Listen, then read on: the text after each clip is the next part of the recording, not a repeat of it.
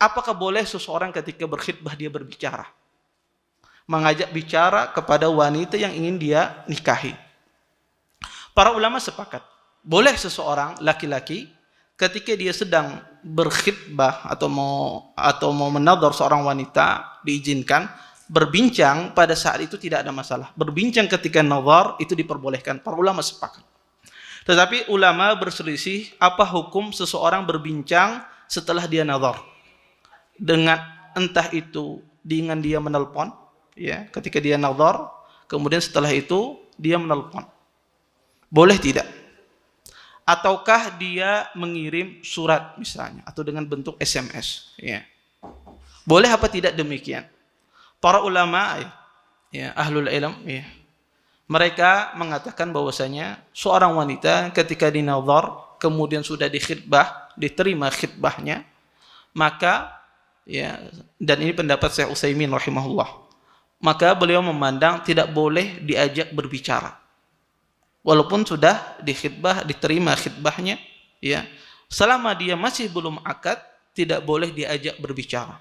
Entah itu menelpon, entah itu mengirim bentuknya SMS dan semisalnya. Kenapa? Karena kata beliau terdapat mafasid, ya, kerusakan yang luar biasa. Kalau seandainya diperbolehkan seorang laki-laki yang menadhar kemudian diterima khitbahnya untuk berbicara, menimbulkan nanti bisa jadi mereka berkhalwat berduaan, ya, berjanjian di satu tempat, ya.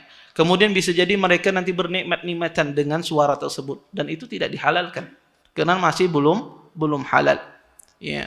Dan kadang-kadang kata para ulama, ya, dia orang semacam itu maka sangat rentan dimasuki oleh syaitan, ya.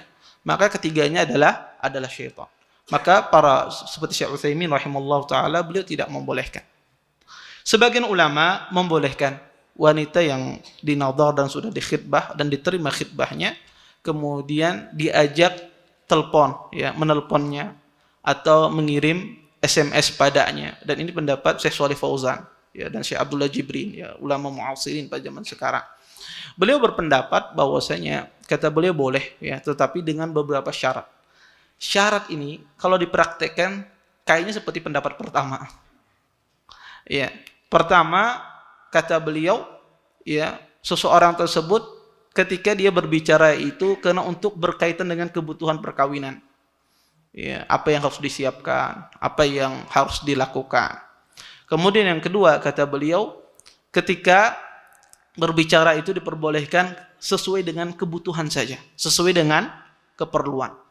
Kalau lebih dari keperluan, maka ini tidak dibolehkan. Kemudian yang ketiga, harus sepengetahuan walinya wanita tersebut. Harus sepengetahuan walinya wanita tersebut.